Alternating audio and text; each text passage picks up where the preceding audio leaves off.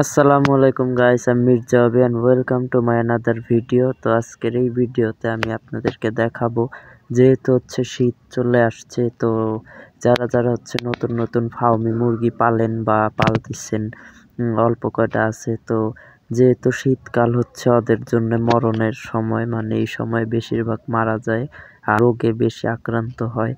তো কিভাবে আপনারা বিশেষ করে রাত্রে প্রোটেকশন দিবেন সেটাই আমি আপনাদেরকে দেখাবো। কিভাবে শীতের হাত থেকে মুরগিদেরকে বাঁচাবেন, সে কারণে হচ্ছে আজকের এই ভিডিওটা বানানো রাত্রের বেলা। তো আমি হচ্ছে, যেহেতু আমার শেডটা হচ্ছে ছোট, তাই প্রথম অবস্থায় এখন হচ্ছে নতুন নতুন শীত, মানে দিনের বেলা তেমন শীত নাই, কিন্তু রাত্রে হচ্ছে মোটামুটি ভালোই শীত পড়ে। তো সেই কারণে হচ্ছে আমি আপাতত 100 ওয়াটের একটা লাইট সেট আপ করে দিছি। আর আমার শেডটা আহামরি তেমন বড় না যে হচ্ছে বেশি লাইটের প্রয়োজন। তো আপাতত আমি একটা লাইট দিছি, আর আগামীতে যখন আরও শীত বাড়বে তখন আরও 2টা লাইট সেট করে দিব, তাহলে হচ্ছে আমার এই শেডের ভিতরটা গরম থাকবে।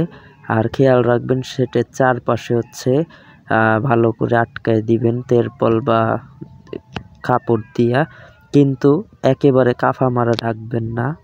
চারপাশে আটকায় দিলেও সামান্য পরিমাণ উপরে ফাঁকা রাখবেন, না হলে মুরগির হচ্ছে গ্যাস হয়ে নানা প্রকার অসুখ হইতে পারে। সেজন্য মুরগির হইলো সব দিক বিবেচনা করেই হচ্ছে শীতের প্রস্তুতি নেওয়া উচিত। আর আমি হচ্ছে বর্তমানে বিভিন্ন কোর্স করাইতেছি। তো যেহেতু এখন বর্তমানে হচ্ছে শীতকাল আর প্রচুর ঠান্ডা, তো এখন হচ্ছে মুরগির বেশিরভাগ ওই হাঁচি কাশি, তারপরে হচ্ছে পাতলা পায়খানা, হ্যাঁ, বিভিন্ন ঠান্ডাজনিত রোগের আশঙ্কা দেখা যায়। আর এখন ইদানিং আরও বাড়বে। এই শীতের যে 2-3 মাস, এই 3 মাস হচ্ছে পুরাই ঠান্ডার জনিত রোগ হওয়ার সম্ভাবনা অনেক বেশি থাকে। তাই হচ্ছে আমি বিভিন্ন কোর্স করাইতেছি।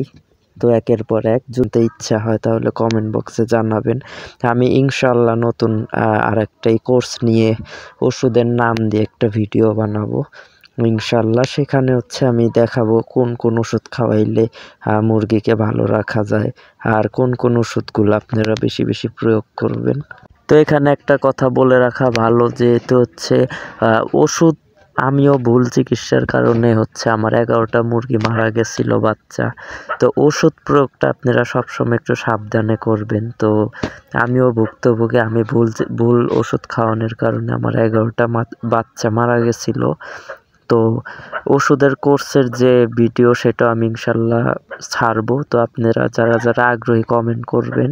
তো এটাই আর কি আজকের ভিডিওতে দেখানোর ছিল, যে দেখতে পারতেছেন চারপাশে আমি ঢাকছি, হ্যাঁ, বস্তা কাটা তেরপল দিয়া, কিন্তু উপরে কিছুটা ফাঁক রাখা লাগে, না হলে হলো গ্যাস করে মুরগির সমস্যা হয়। যাতে আপনার এই আলো বাতাস ঢুকতে পারে এবং বের হইতে পারে, সেই রাস্তা রাখা লাগে। আর যতই শীত পড়ুক আপনারা কোনো সময় কাফা মারা রাখবেন না, একটু হলেও ফাঁকা রাখবেন যাতে বাতাস ঢুকে, অক্সিজেন ঢুকে। আর বেশিরভাগ গরম রাখার জন্য হচ্ছে লাইট ইউজ করবেন। তো আমি এখন কম ঠান্ডার জন্য কেবল একটা দিছি। যখন আরও 15 দিন পর 20 দিন পর যখন আরও ঠান্ডার মাত্রা বাড়বে, তখন আমি লাইটের সংখ্যাও বাড়াই দিব ইনশাল্লাহ। কারণ হচ্ছে লাইট দিয়ে হচ্ছে গরম রাখাটাই উত্তম। আর যেহেতু শীত আসতেছে, ইনশাল্লাহ আমি আরও নতুন নতুন ভিডিও আপলোড দেওয়ার চেষ্টা করব। আমিও নতুন নতুন হচ্ছে ফার্মিং শুরু করছি, যেহেতু আমার এখানে কম মুরগি। তো আমিও চেষ্টা করব, সব সময় শেখার চেষ্টা করি, আর আপনাদেরকেও ইনশাল্লাহ। তো এখানে বলে রাখি, আমি হচ্ছে যার কাছ থেকে মুরগিগুলো কিনছি, তো সেই ভাইটা হচ্ছে অনেক ভালো একটা মানুষ। আমি যখনই ফোন দেই তখনই সে রিসিভ করে এবং আমাকে নানা পরামর্শ দেয়। আমি হচ্ছে কোনো সমস্যা হলে তাকে জিজ্ঞাসা করে এদেরকে ওষুধ খাওয়াই। তো গতকালকেও আমার তার সাথে কথা হয়েছে, তখন সে আমাকে 3টে ওষুধের নাম বলে দিছে। তো সেই 3টে ওষুধ আমি আজকে থেকে খাওয়ানো স্টার্ট করছি। 3 দিনের একটা কোর্স করায় ফেলবো।